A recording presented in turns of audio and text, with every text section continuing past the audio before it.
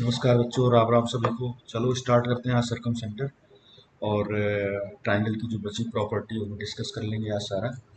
तो ट्रायंगल हमारा इसी में कंप्लीट हो जाएगा और जो कुछ बचेंगी वो चीज़ें वो थोड़ी बड़ी बचेंगी, क्वेश्चन करते समय हम डिस्कस कर लेंगे। तो बच्चों चलो स्टार्ट करते हैं। ठीक है, आप लोग सब मौज में? चलो ध्यान से देखते हैं। सरकम सेंटर, अच्छा सरकम सेंटर के नाम से आपको कुछ आइडिया लगता है क्या होगा ये, जिसको हम बोलते हैं परिकेंद्र।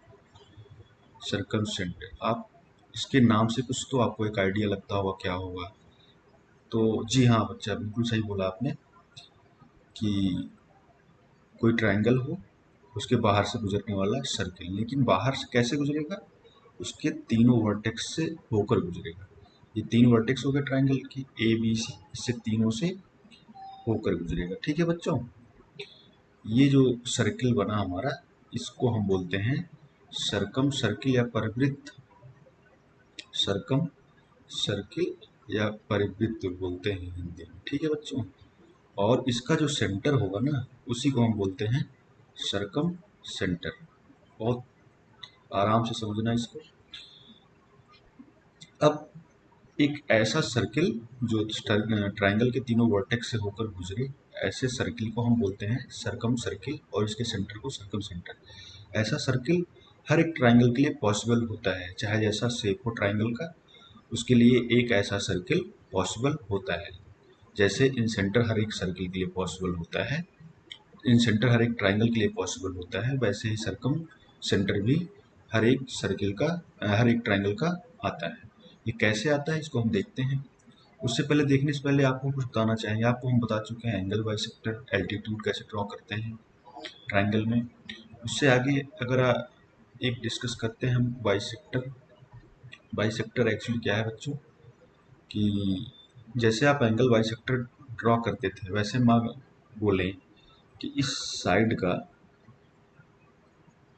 साइड से लाइन सेगमेंट है ये ए बी।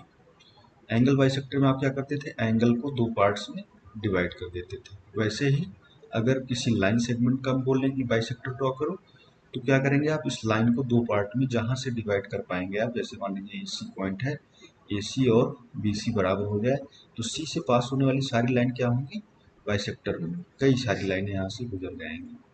ये सारी क्या होंगी, जितनी भी लाइनें यहाँ से पास होंगी। कितनी लाइनें पास कर सकते हैं यहाँ से हम, इनफाइनाइट लाइन पास कर सकते हैं, इनफाइनाइट लाइन पास करा सकते हैं यहाँ से। और इन सबको हम बोलते हैं बाइसेक्टर बच्चों। ठीक है, ये समझ में आप बाइसेक्टर। अच्छा, अगर आपसे बोले कोई लाइन सेगमेंट है, उस पर ड्रॉ करिए परपेंडिकुलर। परपेंडिकुलर क्या होता है बच्चों, सीधा जो लंब होता है, जो 90 डिग्री का एंगल बनाता है, इसे हम परपेंडिकुलर बोलते हैं, लंब भी बोलते हैं। ठीक है, तो ये लाइन सेगमेंट है ए बी। इस पर हम आपसे बोले परपेंडिकुलर ड्रॉ करने के लिए, तो आप क्या करेंगे, सीधा इस पर एक लंब खींच देंगे। ठीक है, ये क्या होगा, परपेंडिकुलर होगा। ऐसे ही इस लाइन सेगमेंट पर कई सारे परपेंडिकुलर ड्रॉ किए जा सकते हैं अलग अलग पॉइंट्स पर। ठीक है, अगर हम आपसे बोले इसी में परपेंडिकुलर बाइसेक्टर ड्रॉ करने के लिए, तो ये परपेंडिकुलर बाइसेक्टर क्या होगा, लंब समद्विभाजक, जिसको हम बोलते हैं लंब समद्विभाजक बोलते हैं इसको। ठीक है, इसको अगर ड्रॉ करने के लिए बोले, अब इसमें क्या कह दिया मैंने, लंब समद्विभाजक, भाई लंब भी हो लाइन का और बाइसेक्टर भी। तो बाइसेक्टर होने के लिए इसके बीच से होकर गुजरेगा। सी है मान लीजिए कोई पॉइंट, तो ये ए सी और बी सी बराबर होगा, और इसी पॉइंट पर अगर हम लंब खींच दें तो ये क्या हो जाएगा, लंब समद्विभाजक है, परपेंडिकुलर बाइसेक्टर। ठीक है, इतना आपको ये पता चल गया। तो अब कोई ट्राइंगल लेते हैं, सरकम सेंटर कैसे आता है, क्यों आता है, कैसे हर ट्राइंगल के लिए पॉसिबल होता है एक सरकम सर्किल, वो हम यहाँ से देखते हैं। अब बोला जाता है ये कि ट्राइंगल एबीसी है ये, इसके किसी दो साइड का परपेंडिकुलर बाइसेक्टर आप ड्रॉ करेंगे। मान लीजिए ए बी का मिड पॉइंट है ई और ए सी का मिड पॉइंट है एफ। तो आपसे बोला जाएगा कि इस दोनों पॉइंट्स पर ए बी और ए सी का परपेंडिकुलर बाइसेक्टर ड्रॉ करेंगे। तो मिड पॉइंट पर एक परपेंडिकुलर हमने ड्रॉ कर दिया ये, और एफ पर भी एक परपेंडिकुलर आप ड्रॉ कर दीजिए, जिसका लंब समद्विभाजक हो गया। ये दोनों परपेंडिकुलर बाइसेक्टर जहां मीट करेंगे बच्चों ना, इसी को हम बोलते हैं सरकम सेंटर। सरकम सेंटर बोलते हैं इसको, परिकेंद्र बोलते हैं इसको। और अब इस सेंटर को लेकर के जो भी आप सर्किल ड्रॉ करेंगे, कितनी रेडियस की, इसके वर्टेक्स सब से पास कर रहा है सर्किल, तो इसके वर्टेक्स से मिलाओ आप, देखो मिला दो, और सारे वर्टेक्स से पास कर रहा है। इसका मतलब अगर ये सर्किल का सेंटर है और ये ए बी सी तीनों सर्कमफेरेंस पर सर्किल के लाई करेंगे, तो इसका मतलब क्या हो जाएगा, अगर ये सर्किल सेंटर को एस से डिनोट करते हैं तो ये क्या होगा, रेडियस होगा बच्चों, ये सारे रेडियस ही होंगे। तो ये हो जाएगी सर्कम रेडियस, जिसको हम आर से डिनोट करते हैं, कैपिटल आर, और ये सर्कम सेंटर एस से डिनोट कर देते हैं। तो अब एक सर्कल हर एक ट्राइंगल के लिए ऐसे पॉसिबल होगा। ठीक है, ये जो सर्किल बना इसे हम बोलते हैं सर्कम सर्कल। ये हो गया हमारा सर्कम सर्कल, सर्कम सर्कल। ठीक है बच्चों, अब हमारे लिए क्वेश्चन यहाँ राइज होता है, क्या ये तीसरा जो परपेंडिकुलर बाइसेक्टर होगा जो बीसी का होगा, बीसी का जो परपेंडिकुलर बाइसेक्टर होगा क्या एस से ही पास करेगा? इसको हम अगले फिगर में वेरीफाई कर लेते हैं बच्चों। ठीक है, ये वेरीफाई करना इसलिए ज़रूरी हो जाता है कि कुछ चीज़ें यहाँ से क्लियर होंगी आपकी। देखिए कैसे क्लियर होंगी, आप जब तक समझेंगे नहीं कि तीनों परपेंडिकुलर बाइसेक्टर, भाई कोई क्वेश्चन आपसे पूछ ले कि एक परपेंडिकुलर बाइसेक्टर ये हो गया, दूसरा ये हो गया, तीसरा इधर से जा सकता है क्या, तो आप कैसे बताएंगे कि नहीं इधर से ही जाएगा? तो इस चीज़ को जानने के लिए और ज़रूरी हो जाता है कि वेरीफाई कर लें। वेरीफाई करने से कॉन्सेप्ट भी क्लियर होता है हमारा और अच्छे से याद भी रहता है। तो चलो, दो परपेंडिकुलर बाइसेक्टर हमारे ड्रॉ कर लेंगे, ए बी और ए सी के परपेंडिकुलर बाइसेक्टर, और ये क्या होगा हमारा, एस होगा सरकम सेंटर। तीसरा हमने इसको बी सी के मिड पॉइंट से मिला दिया, बी सी के मिड पॉइंट से मिला दिया, और ये भी मिड पॉइंट ही है। इनको नाम दे दो, इसको डी बोल दो, इसको ई बोल दो, इसको एफ बोल दो बच्चों। ठीक है, अब क्या है हमारा कि बी एस जो है वो रेडियस है, बी एस जो होगा रेडियस है, और ए एस भी रेडियस हो, ए एस भी रेडियस हो, ऐसे ही सी एस भी रेडियस हो। अब देखो बच्चों,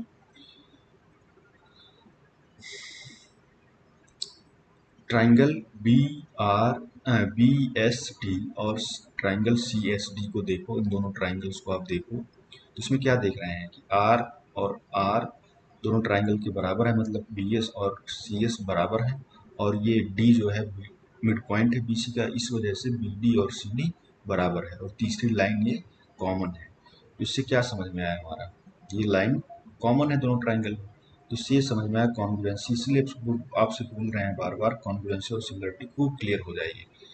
S S S side side side, congruency यहाँ लगी हमारी, तो इसका मतलब ये दोनों ट्राइंगल कॉन्ग्रुएंट हो गए, ये वाला ट्राइंगल और ये वाला ट्राइंगल कॉन्ग्रुएंट हो गया, तो इसके सारे करस्पॉन्डिंग मेजर्स बराबर होंगे। करस्पॉन्डिंग मेजर्स मतलब साइड ऑलरेडी बराबर है तो एंगल बराबर होंगे, ये वाला एंगल इसके बराबर होगा और ये वाला एंगल इसके बराबर होगा, और ये वाला एंगल इसके बराबर होगा बच्चों। समझ में आया ये? अब एक लाइन के एक साइड टोटल एंगल कितना बनता है हमारा, ये वाला एंगल कितना होगा टोटल, 180 होगा, ये 180 है, तो आधा इधर है आधा इधर है, तो 180, ये वाला एंगल कितना हो जाएगा, एक ये वाला 90 हो जाएगा, और ये वाला भी 90 होगा। इसका मतलब क्या हुआ बच्चों कि ये जो है एस डी भी बाइसेक्ट पहले ही कर रहा था, तो एस डी क्या होगा, परपेंडिकुलर बाइसेक्टर। ठीक है बच्चों, परपेंडिकुलर बाइसेक्टर मतलब तीनों परपेंडिकुलर बाइसेक्टर एस से ही होकर गुजरेंगे, कैसा भी ट्राइंगल होगा। तो ऐसे ही आप देख सकते हैं, ये वाला ट्राइंगल इसके कॉन्ग्रुएंट होगा, ये वाला ट्राइंगल इससे कॉन्ग्रुएंट होगा। ठीक है, तो अब नेक्स्ट क्या कर सकते हैं इसमें हम कि इसमें कभी कभी पूछा जाता है आपसे कि एंगल निकालने के लिए कौन सा एंगल, वो हम देखते हैं आगे। इसमें देखो, मान लीजिए कोई ट्राइंगल ए बी सी है, ट्राइंगल ए बी सी है, कौन सा एंगल, मान लीजिए बोल दिया आपसे ये सरकम सेंटर है, और आपसे कभी कभी पूछा जाता है कौन सा एंगल, मैं बता रहा हूँ। ये बी एस क्या होगा बच्चों, फटाक से बोल दिया करो रेडियस, सरकम रेडियस होगा। ऐसे सी एस क्या होगी, सरकम रेडियस होगी। ए से एस को मिला दें तो ये भी क्या होगी, सरकम रेडियस होगी। आपसे कभी कभी एंगल बी एस सी पूछ लिया जाएगा, या एंगल ए एस सी पूछ लिया जाएगा, या एंगल ए एस बी पूछ लिया जाएगा। इसको फाइंड आउट करने के लिए क्या करेंगे आप बच्चों, देखो कि ये भी रेडियस है, ये भी रेडियस है, तो मतलब दोनों साइड्स बराबर हो जाएंगे, इनके सामने के एंगल भी बराबर होंगे, मतलब ये वाला एंगल इस वाले एंगल के बराबर होगा, और ये वाला एंगल ऐसे कर सकते हैं, ये रेडियस बराबर है तो ये वाला एंगल इसके बराबर होगा, और ये वाला एंगल इसके सामने वाले एंगल के बराबर। ठीक है, अब आपसे पूछा जाए कि मान लीजिए ये एंगल अल्फा है, ये एंगल भी क्या होगा, अल्फा होगा। ये एंगल अगर बीटा है, नाम ले लेते हैं, निकालने में आसानी हो जाएगी। ये बीटा है, ये थीटा अगर है तो ये थीटा है, क्योंकि दोनों एंगल इसमें बराबर है, दोनों एंगल इसमें बराबर है। अब देखो यहाँ से बी का एंगल भी क्या है, अल्फा प्लस थीटा है। यहाँ से सी एंगल क्या आएगा, अल्फा प्लस बीटा आएगा। एंगल ये क्या आएगा, यहाँ से बीटा प्लस थीटा आएगा। ये समझ में आया बच्चों। अब ये एंगल ए के बराबर है, एंगल ए के बराबर है, और ये एंगल बी के बराबर है, ये एंगल सी के बराबर है। Angle A, angle B, angle C क्या है, ट्रायंगल के इंटरनल एंगल्स हैं। सम ऑफ इंटरनल एंगल्स क्या होता है बच्चों, 180 होता है। तो इसका मतलब क्या हो जाएगा कि ये तीनों, ये प्लस ये बराबर 180 हो जाएगा। तो इसको कर दो, beta plus theta plus alpha plus theta plus alpha plus beta, ये हो जाएगा 180। तो यहाँ से क्या आ जाएगा, alpha plus beta plus theta 90 आ जाएगा। ठीक है, इसको ध्यान में रखो। अब यहाँ से सारी वैल्यू निकाल सकते हैं। अब अगर आपसे एंगल पूछा जाए कि बी एस सी क्या है, एंगल बी एस सी क्या है, तो क्या होगा बच्चों, भाई ट्राइंगल बी एस सी में दो एंगल हमें नोन है, अल्फा और अल्फा, तो बाकी तीसरा एंगल क्या हो जाएगा, 180 माइनस 2 अल्फा। और 2 अल्फा क्या होगा बच्चों, बताओ। अल्फा यहाँ से हम कह सकते हैं 90 माइनस बीटा प्लस थीटा, और बीटा प्लस थीटा क्या है बच्चों, देखो बीटा प्लस थीटा है एंगल ए के बराबर यहाँ ऊपर। ठीक है, तो अल्फा की वैल्यू क्या आ जाएगी यहाँ से, 90 माइनस ए। ऐसे ही आप सारा निकाल सकते हैं। ठीक है, तो यहाँ से एंगल बी एस सी क्या हो जाएगा, 180 में से आप 2 अल्फा घटा दीजिए, 2 अल्फा क्या है, 90 माइनस एंगल ए। तो यहाँ से एंगल बी एस सी क्या आ जाएगा, 2 ए, 2 टाइम्स एंगल ए। यहाँ से एक सर्किल की बहुत इंपॉर्टेंट प्रॉपर्टी निकल के आती है, क्या, जैसे हम पढ़ते आए हैं कि सर्किल में कोई आर्क हो, कोई चाप हो, मान लीजिए ये आर्क है ए और बी, इससे जो परिधि पर जो कोण बनेगा, जो सर्कमफेरेंस पर कोण बनेगा एंगल, ये वाला एंगल मान लीजिए पॉइंट है सी, तो एंगल ए सी बी जो होगा, और एक एंगल इसी आर्क से जो सेंटर पर बनेगा, मान लीजिए सेंटर वो, इंपॉर्टेंट रिलेशन नहीं आया यहाँ से, देखो ये सेंटर था सर्किल का हमारा, सर यस जो है सर्कम सेंटर है, और ए बी सी क्या है, इसके सर्कमफेरेंस पर लाई कर रहे हैं। बहुत ध्यान से समझ लो, आपको कुछ रटने की जरूरत नहीं पड़ेगी। ठीक है, सर्किल की चीज़ें जो क्लियर हो रही हैं यहाँ से क्लियर कर लो। ये सर्किल था हमारा, और देखो ये वाला एंगल सेंटर पर बना एंगल है, और ये एंगल क्या है, ए, ये सर्कमफेरेंस पर एंगल बना है। कौन सा चाप है इसमें, बी सी है, भाई आर्क बी सी ही तो है ये, आर्क बी सी से एंगल बन रहा है सेंटर पर, और इसी आर्क से एंगल बन रहा है सर्कमफेरेंस पर सर्किल की। तो एक रिलेशन नहीं आया यहाँ से, देखो जो सेंटर पर एंगल बना है वो सर्कमफेरेंस पर एंगल जो एंगल बना है उसका दुगना है। सर्कमफेरेंस पर एंगल ए बना था, तो सेंटर पर एंगल 2a बना है। तो यहाँ से सर्किल की प्रॉपर्टी नहीं निकल के आई कि एंगल ए सी बी जो होगा उसका 2 टाइम्स बराबर होगा जो सेंटर पर एंगल बनेगा, एंगल ए ओ बी के। ये समझ में आया, ये बहुत इंपॉर्टेंट है, इसको आप सर्किल में खूब यूज करते हैं, तो यहाँ से ये निकल के आती है चीज, सर्कम सेंटर जब हम पढ़ते हैं तो।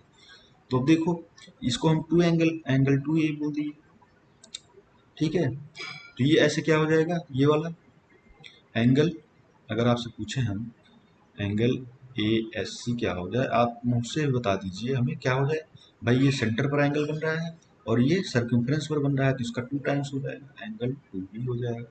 ऐसे ही ये क्या होगा, भाई सर्कमफ्रेंस पर एंगल सी है ये टोटल, तो ये क्या हो जाएगा, एंगल 2 टाइम्स एंगल सी, ठीक है। तो यहाँ से ये चीज़ आप बड़े आराम से निकाल सकते हो बच्चों। इस पर कभी कभी सीधे सीधे क्वेश्चन आते हैं, ठीक है। तो उसको आप क्वेश्चन देखते ही 2 सेकंड में क्वेश्चन सॉल्व कर लें।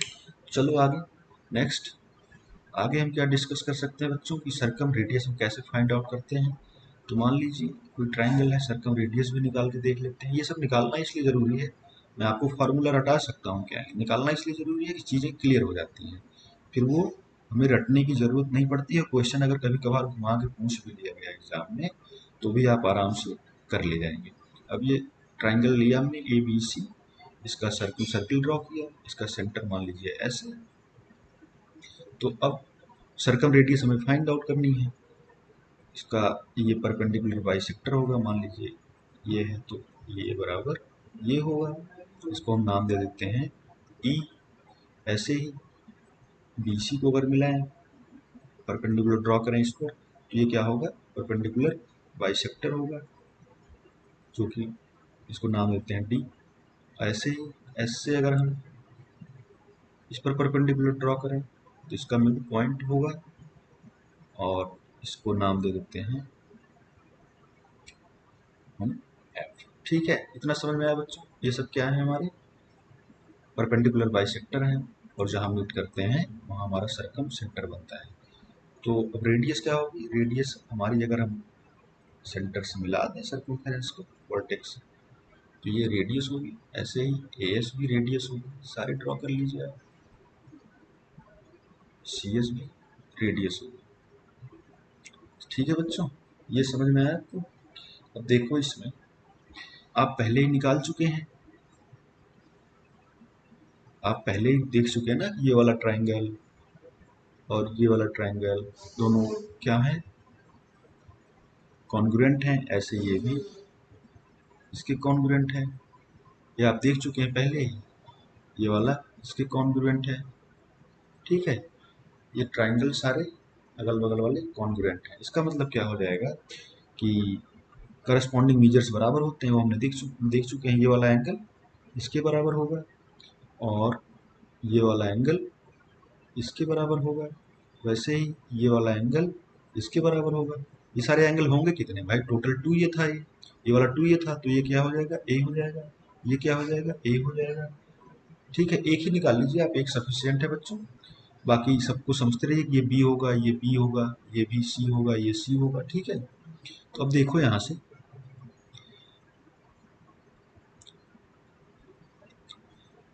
तो अब इनकी साइड पहले ले लो, मान लो बी सी ए है और ए सी जो है बी है और ए बी जो है सी है। अब हम आपको पहले बता चुके हैं बच्चों कैसे एरिया फाइंड करते हैं ट्राइंगल का, 3 तरीका बताया था आपको।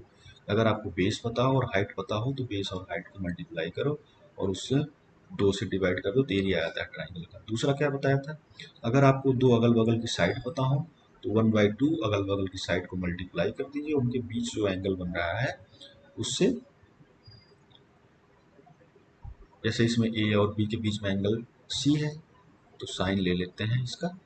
ऐसे ही 3 तरीके हैं, क्या 1/2 B C, B C sine B C sine A कर दो, 1/2 ए सी साइन बी कर दो। तो ये हम पहले आपसे डिस्कस कर चुके हैं। अच्छा एक चीज़ यहाँ और देख लो, यहीं से हमारा साइन रूल भी आता है ट्राइंगल का। साइन रूल क्या है, 2 रूल है ना, साइन रूल और कोसाइन रूल। ये भी कभी कभी ज्योमेट्री में यूज कर लेते हैं, इस पर क्वेश्चन पूछ लिए जाते हैं। वैसे ये मेंसुरेशन और ट्रिग्नोमेट्री में पूछा जाता है इस पर सवाल, लेकिन ज्योमेट्री में भी इसका कभी कभी अच्छे क्वेश्चन में यूज कर लेते हैं। इसलिए यहाँ देख लें, साइन रूल क्या है भाई, ये तीनों एरिया है, तीनों बराबर हैं, इनको तीनों बराबर कर दो, देखो क्या आता है, 1/2 ए बी साइन सी बराबर 1/2 बी सी साइन ए बराबर 1/2 ए सी साइन बी। अब सब में ए बी सी से डिवाइड कर दो, ए बी सी से सब में डिवाइड कर दो। ठीक है बच्चों, तो इससे क्या निकल के आएगा, sine C upon sine C is equal to sine A upon A बराबर साइन बी अपॉन बी। तो ये एक ये साइन रूल है ट्राइंगल का, बहुत यूज होता है। देखो क्या है ये, कि जो एंगल है साइन ए उसके सामने वाली साइड नीचे डिवाइड कर देते हैं, और साइन बी अगर लेंगे तो उसके सामने वाली साइड से डिवाइड कर देते हैं, ये रेशियो बराबर होते हैं। अच्छा, एक एरिया का तीसरा रूल भी बताया था, अगर तीनों साइड्स हमें नोन हो तो क्या होता है एरिया, यहाँ से हम एस निकालते हैं और under root S, S minus A, S minus B और एस माइनस सी कर देते हैं। ये तीनों हम एरिया का फार्मूला आपके साथ डिस्कस कर चुके हैं। ठीक है, अब यहाँ से साइन वाला आप यूज करिए, जैसे मैं यहाँ यूज कर रहा हूँ। देखो इस ट्राइंगल एबीसी का एरिया ये हुआ, जो कि बराबर हम कर देते हैं बी सी से मल्टीप्लाई करते हैं हाफ बी सी और उसके बीच का एंगल ये साइन ले लेते हैं, इसका साइन एंगल ए। ये सब चीज़ें आप करेंगे ना तो क्वेश्चन आपसे कहीं बाहर निकलेगा ही नहीं, थोड़ा सा दिमाग लगाएंगे तो। अब देखो साइन ए को हम आर के टर्म में निकालेंगे, कैसे निकालेंगे, ट्रिग्नोमेट्री की हम आइडेंटिटीज यूज करेंगे। कैसे, आप पढ़े ही हैं, कोई राइट एंगल ट्राइंगल हो, इतना उम्मीद कर रहा हूँ कि आपको आता है, राइट एंगल ट्राइंगल हो और ये इसका लंब हो, इसका आधार हो, इसका कर्व हो। तो आप पढ़े होंगे, बचपन से देखते आए हैं, एल ए एल अपॉन के ए। ये एल ए एल क्या होता है, लंब आधार, लंब कर्व कर्व आधार। अगर हम साइन करेंगे तो लंब बटा कर्व, और कॉस करेंगे तो आधार बटा कर्व। ठीक है, साइन के लिए ये है, कॉस के लिए ये है और टेन के लिए ये है। ठीक है बच्चों, अब मान लीजिए हम बात करें इस एंगल की, मान लीजिए थीटा है, साइन थीटा अगर बोले आपसे क्या होगा, तो आप कहेंगे लंब बटा कर्व, लंब अपॉन कर्व, एल अपॉन के। ऐसे ही कॉस के बारे में अगर हम पूछें, कॉस थीटा क्या हो जाएगा, तो आप बोलेंगे आधार अपॉन के। ठीक है, तो ये चीज़ें आपको पहले पता है। तो अब देखो ये ए था एंगल हमारा, तो ये क्या होगा बच्चों, 90 माइनस, तो राइट एंगल ट्राइंगल है ये। तो इसमें हम ये ट्रिग्नोमेट्री की आइडेंटिटी यूज कर लेते हैं। साइन ए की वैल्यू निकालो आप, यहाँ से क्या आएगा, इस ट्राइंगल से साइन ए क्या होगा, इस वाला एंगल को देखेंगे तो लंब बटा कर्व, लंब कितना है, ये है बी डी, है बी डी कितना है, पूरा ए है तो आधा क्या हो जाएगा a/2, और ये कर्व कितना है आर, तो यहाँ से हम कह सकते हैं साइन ए क्या होगा, आधार बटा कर्व, तो आधार है a/2 और कर्व कितना है आर। तो यहाँ से साइन ए की वैल्यू आ गई हमारी, इसको इसमें रख दीजिए, आपकी रेडियस आ जाएगी। कैसे, 1/2 बी इंटू सी इंटू ए अपॉन 2r। यहाँ से सॉल्व करेंगे यार, तो 2 2 4, 4 यहाँ हो गया, और आर नीचे है, ए बी सी ऊपर है, तो इसको लिख सकते हैं A B C upon 4 times area. ठीक है, यही हमारी सर्किल रेडियस होती है। ठीक है, यहाँ से आपने देखा कैसे आता है ये, इसको आप कभी भूलेंगे नहीं। ठीक है, आगे बढ़ते हैं। ये हमारा सर्कम सेंटर और सर्कम रेडियस और सर्कम सर्कल हमने डिस्कस कर लिया है। एक चीज़ इसमें और रह जाता है, जब आपको हम ऑर्थो सेंटर पढ़ा रहे थे तो उस टाइम हम आपसे बोले थे कि जब हम सर्कम सेंटर डिस्कस करेंगे तो ऑर्थो सेंटर की कुछ बातें वहाँ हम डिस्कस करेंगे। तो यहाँ डिस्कस कर लेते हैं, बहुत ही अच्छा क्वेश्चन इस पर बन सकता है बच्चों इस बार टीयर 2 के एग्ज़ाम में, और उसको देखिए क्या बन सकता है। थोड़ा सा यहाँ सिस्टम स्लो हुआ है, समझ लीजिए।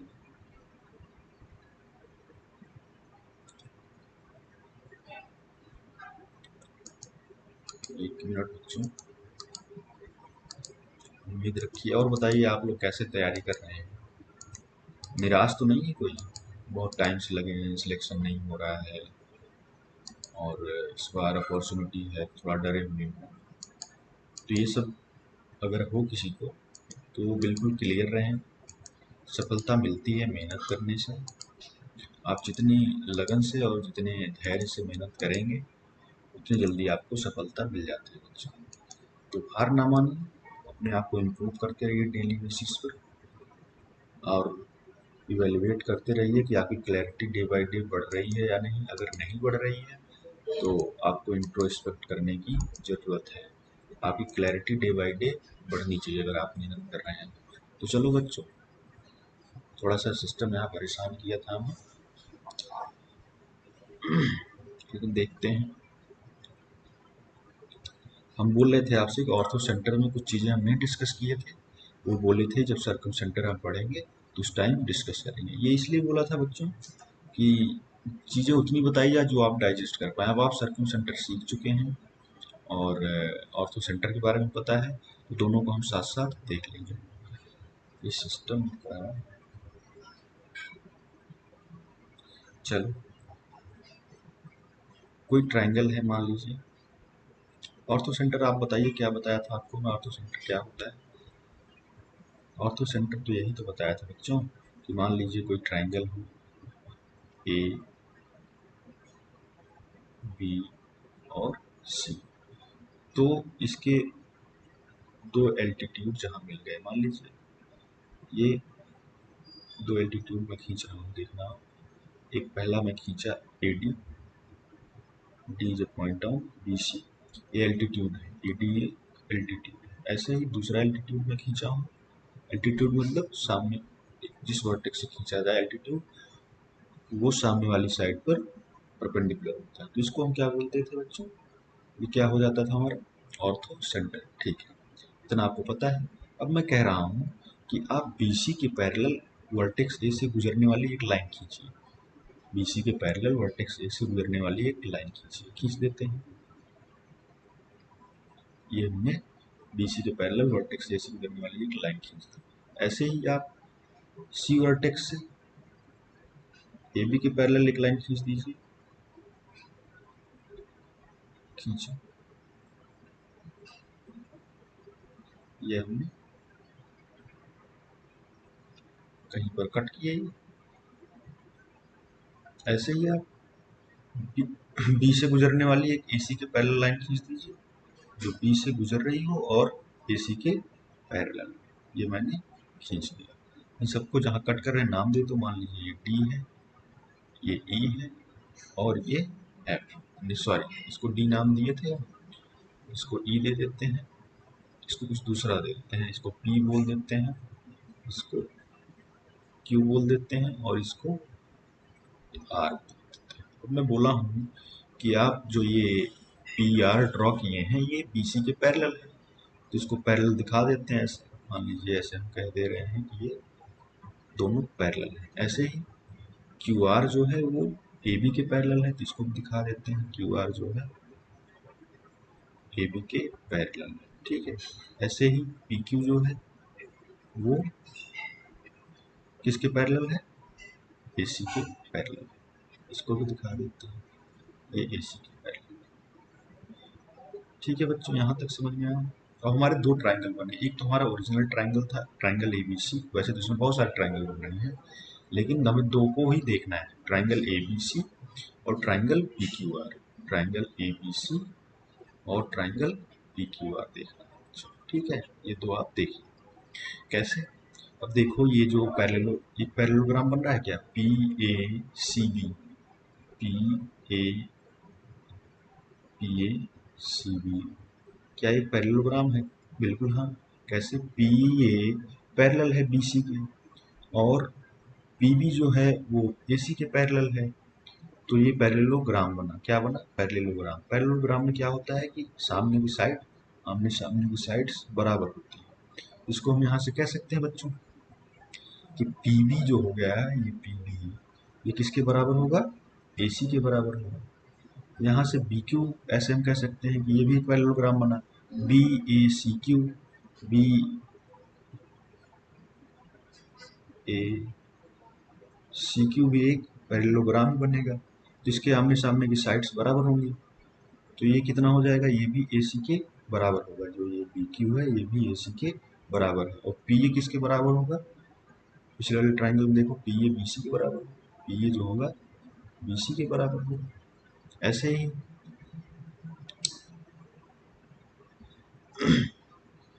ये QC किसके बराबर होगा? देखो बताओ, ए बी के बराबर होगा, भाई पैरेललोग्राम है, इसके अपोजिट साइड है, तो ये ए बी के बराबर है। ठीक है बच्चों, ऐसे ही इसमें हम कह सकते हैं कि ए आर किसके बराबर होगा, वो बी सी के बराबर, ए आर जो होगा बी सी के बराबर। ऐसे ही सी आर किसके बराबर होगा, इस पैरेललोग्राम के बने हैं A R C B, A R C B में तो ये ए बी के बराबर हो जाएगा। अब आप देखिए क्यू सी भी ए बी के बराबर है, सी आर भी ए बी के बराबर है, तो क्या ये मिड पॉइंट नहीं हुआ सी, क्यू आर का मिड पॉइंट ही तो होगा ये सी, ये क्या हो जाएगा मिड पॉइंट हो जाएगा किसका, ऑफ क्यू आर। ठीक है, ये समझ में आया। ऐसे ही ए भी मिड पॉइंट होगा, कैसे, पी ए और ए आर, पी ए और ए आर दोनों बी सी के बराबर है, तो ये भी क्या होगा मिड पॉइंट ही होगा किसका, मिड पॉइंट होगा पी आर का, ये भी क्या होगा मिड पॉइंट होगा। अब देखो बच्चों, बताओ आप एक बात मुझे यहाँ से, ठीक है, ये मिड पॉइंट है, मिड पॉइंट से इसके सामने वाली साइड पर, मतलब पी बी से साइड, पी क्यू से जो इस मिड साइड पी क्यू के मिड पॉइंट से ए सी पर परपेंडिकुलर खींचा गया है, ये वाला 90 डिग्री है, तो ये पैरेलल है दोनों, ए सी और पी क्यू पैरेलल है, दो पैरेलल साइड्स हों, किसी एक पर परपेंडिकुलर खींचा जाए, उसी को एक्सटेंड किया या दूसरी वाली पैरेलल लाइन पर, इस पर अगर परपेंडिकुलर होगा तो इस पर भी परपेंडिकुलर ही होगा। तो ये वाला अगर 90 है और पी क्यू जो है वो ए सी के पैरेलल है, तो ये वाला भी तो 90 ही होगा बच्चों, ये वाला भी 90 ही होगा। ऐसे ही ए डी जो है परपेंडिकुलर है बी सी पर, तो ये भी परपेंडिकुलर होगा किस पर, पी आर पर भी, तो ये भी 90 डिग्री हो जाएगा। अब देखिए आप ये बताइए कि ये क्या हुआ, जो बी है क्या है, पी क्यू का परपेंडिकुलर बाइसेक्टर है, भाई परपेंडिकुलर भी है, दो भागों में बांट भी रहा है बी पी क्यू को, तो B is a perpendicular bisector of side P Q. ऐसे ही ए डी क्या है, पी आर का परपेंडिकुलर बाइसेक्टर है, और दोनों दोनों जहाँ पर मीट कर रहे हैं, परपेंडिकुलर बाइसेक्टर सर्कम सेंटर में पढ़े अभी, परपेंडिकुलर बाइसेक्टर जहाँ पर मिलते हैं उसको हम बोलते हैं सर्कम सेंटर। तो ये क्या हो जाएगा सर्कम सेंटर किसका, एस जो हो जाएगा सर्कम सेंटर हो जाएगा of triangle P Q R का। ठीक है बच्चों, ये समझ में आया आपको। और देखो ऑर्थो सेंटर हम पहले देख चुके हैं, ट्राइंगल ए बी सी का है, तो तीसरा अगर हम देखेंगे, तीसरी अगर हम सी से खींचें, इस पर एक मिला दें, क्या देखें ये भी एल्टीट्यूड ही होगा हमारा, सी को अगर हम इसको नाम दे देते हैं, तो सी को हम बढ़ाते हैं, सी एफ खींचते हैं, जो ए बी पर देखना है परपेंडिकुलर है या नहीं, जिससे हमारा ये सिद्ध होगा कि तीनों एल्टीट्यूड क्या ऑर्थो सेंटर से ही होकर गुजरेंगे, ऑर्थो सेंटर मतलब सर्कम सेंटर बाहर वाले ट्राइंगल का। ठीक है, कैसे देखेंगे ये बच्चों, देखो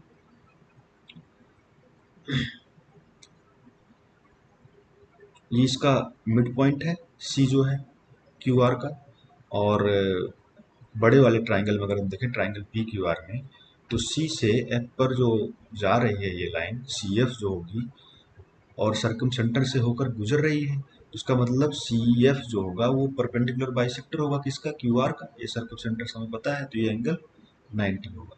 ये अगर 90 है, क्यू आर जो कि पैरेलल है ए बी के, तो ये भी 90 होगा। इसका मतलब क्या हुआ, ऑर्थो सेंटर में जो आपको हमने एक बार करके दिखाया था कि तीनों एल्टीट्यूड ऑर्थो सेंटर से ही पर गुजरते हैं, वो यहाँ से प्रूव भी हुआ, और वहाँ भी हमने थोड़ा सा प्रूव किया था, आपको थोड़ा वो कॉम्प्लिकेटेड लगा होगा, लेकिन यहाँ से चीज़ वो आसानी से हमें समझ में आ जा रही है कि तीसरा एल्टीट्यूड भी ऑर्थो सेंटर से ही होकर गुजरेगा।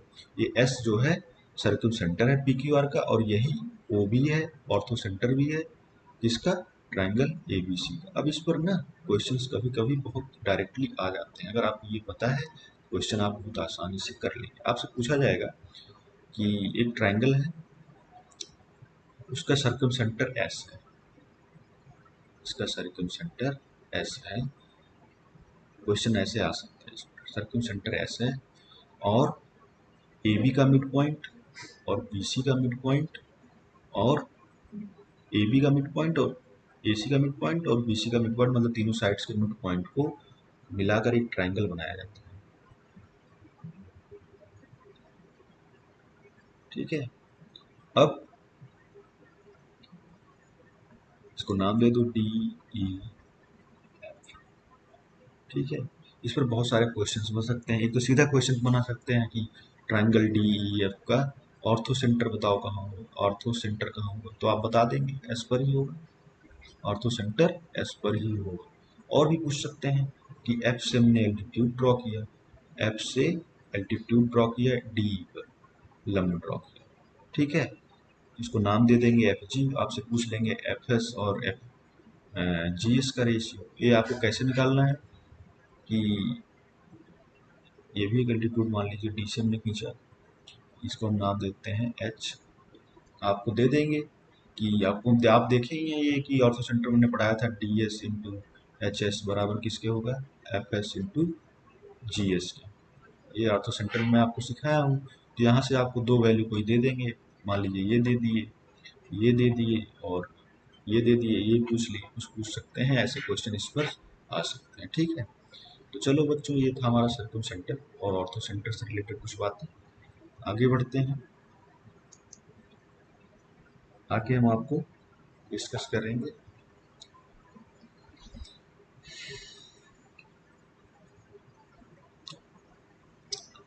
तो यहाँ तक आपको समझ में आया बच्चों से, यहाँ तक आपको समझ में आया कि नहीं सर? ऑर्थो सेंटर हमने डिस्कस कर लिया, इस सर्कम सेंटर से कि ऑर्थो सेंटर कहाँ लाई करेगा।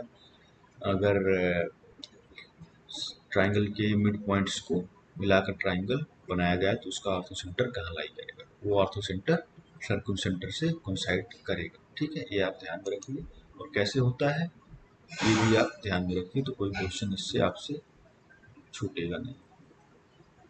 ज्योमेट्री का थोड़ा सा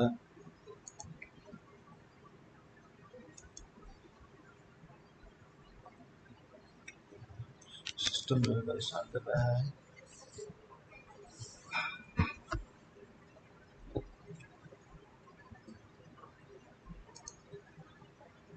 आगे हम शुरू करेंगे बच्चों मीडियंस, माध्यिका, माध्यिका क्या करती हैं और कैसे क्वेश्चंस उन पर पूछे जा सकते हैं।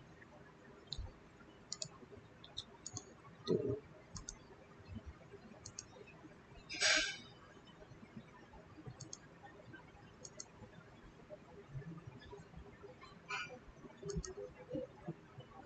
चलो हम आगे दूसरे वीडियो में डिस्कस कर लेते हैं मीडियंस। यहाँ पर यहीं समाप्त करते हैं इस लेक्चर को, क्योंकि सिस्टम थोड़ा स्लो हो गया है, ठीक है। Bye bye.